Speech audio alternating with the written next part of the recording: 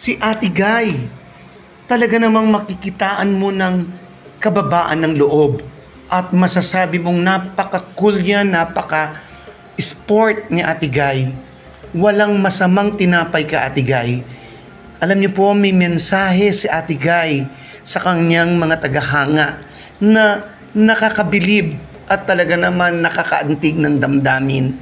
Ate Guy, talaga naman kahanga-hanga ka. Si Ate Guy ay tunay na sinasaluduhan ng lahat. Ang lahat ng yan ay pag-uusapan po natin sa Heart Expression. Ang inyong lingkod, si Kefer DR po ito, na bumabati sa lahat ng mabubuting nanonood, sumusubaybay ng Heart Expression. Maraming salamat po sa inyong pag-like, sa inyong pag-share, and of course, sa inyong patuloy na pagtangkilik ng Heart Expression. Tinatapos niyo po ito. Salamat po sa pag-subscribe, at sa mga hindi pa nag-subscribe, please subscribe po natin ang YouTube channel na Heart Expression. I-like po natin, tapusin ang video, at i-share po natin. Maraming salamat po sa inyong lahat, at ingat po tayo ng Panginoong Diyos. Alam niyo po si Ate Guy talagang isang huwaran, isang mababang tao. Alam natin yan, at talagang giver na, may puso, mapagpakumbaba, at si Ate Guy, peacemaker. Peacemaker po si Ate Guy. Hindi siya pinagmumula ng gulo. Kumbaga, kung kaya niyang ayusin ang gusot, aayusin niya, at talaga namang wala kang makikitaan ng hangin o ere sa ulo. Hindi mayabang. Samantalang si Ate Guy ay maraming natanggap na award. Yun ang superstar siya. Yun ang sabi mong best actress sa local at international, at talagang most awarded na actress, no po. At talagang ang dami niyang na-record na songs, multimedia queen, no po, ang dami. At si Ate Guy, no, siya po ay nakakuha ng Centennial Honor, Gawad CCP Towns Award, at biro niyo po, nalibot niya ang Cannes, Berlin at Venice sa kanyang mga pelikula. 5 kontinente na talaga namang kinilala siya, at talagang marami pang parangal si Ate Guy. Grabe. Kaya nga si Ate Guy ay ang daming humahanga sa kanya. Di ba si Miss Gloria Diaz, si Miss Aurora P1, di ba, pawang mga Miss Universe, humanga sa kanya, na talaga namang kabilib-bilib, bumibilib sa kanya.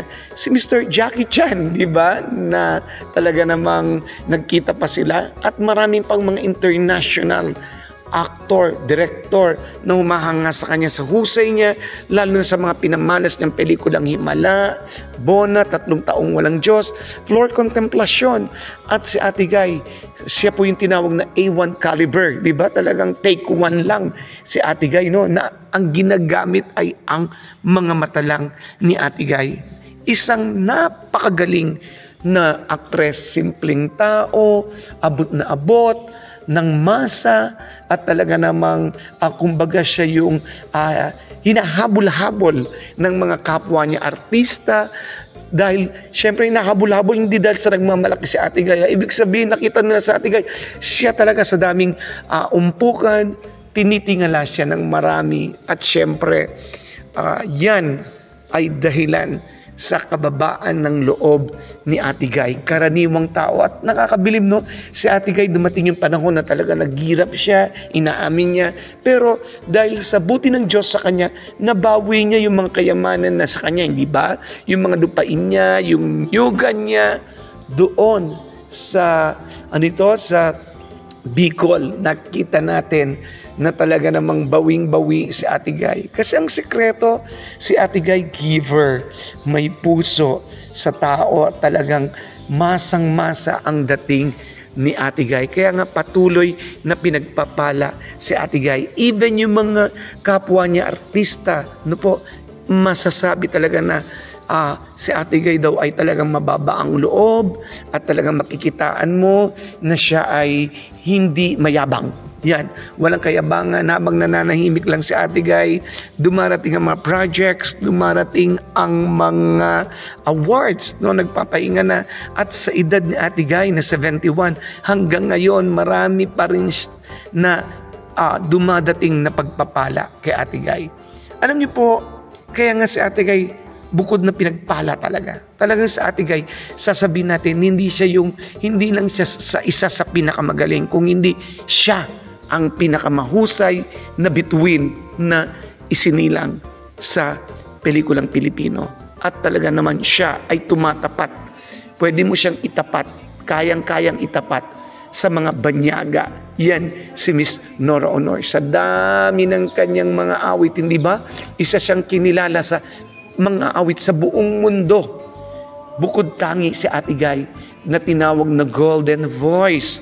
Siya lang, Grand Dame of Philippine Cinema, na ito po'y sinabi ng mga tag-ibang bansa doon po sa pelikulang Taklob na ito ipalabas doon. Nako, napakagaling talaga ni Ate Guy, napakahusay, no? Sa bawat pelikulang ginagampanan niya ay talagang kahanga-hanga.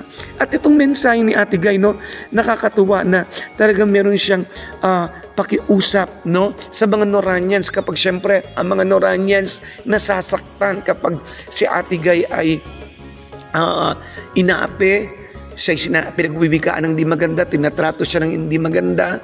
Alam niyo po, sa Ate Guy, hindi niya tinuturuan ang mga Noranians na kumbaga magpatuloy. Hindi niya tinotolerate, no, ang mga ito. At sabi nga niya sa isang pakiusap niya, lalo nito mga isyung ito, no, na nabasa ko po ito, nakapost sa Facebook, at sabi ni courtesy of Ate Marie Cusi, no po, na sabi natin kayo na huwag magagalit sa kanya dahil ramdam niya yung pagtatanggol sa kanya at pagmamalasakit, pagmamahal sa kanya ng mga fans. Ibig sabihin, si Ate Guy kasi, yung pag pinagsabihan niya yung mga fans niya, mga Noranians, mga kaibigan niya,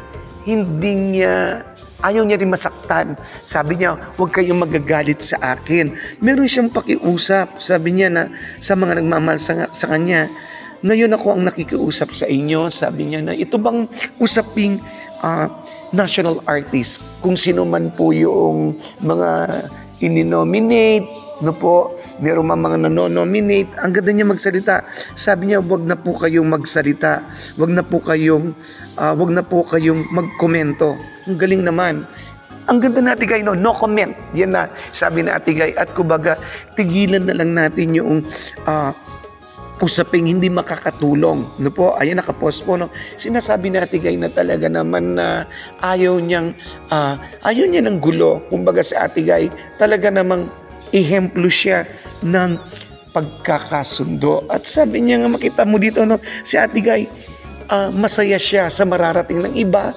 Kaya, kung para sa kanila, para sa kanila. No po, yan ang sinasabi ni Ate Guy. Yan ang pakahulugan. Marahil ang sinasabi ni Ate Guy. Kaya nga, nakakabilib si Ate Guy. Ate Guy, sobrang baba mo ng loob. Kaya nga, binibless ka ng Panginoon na nawa ay tularan ka namin. No po? At talagang, yan ang gusto ng Panginoon, yung itinataas kasi ng Diyos, yung mababa. At yung mataas, binababa niya. Ate Guy, pagpalain ka ng Diyos. Ito po si Kiefer DR na nagsasabing, as long as there is love, we will stand, and to God be the glory. Maraming salamat po at mabuhay.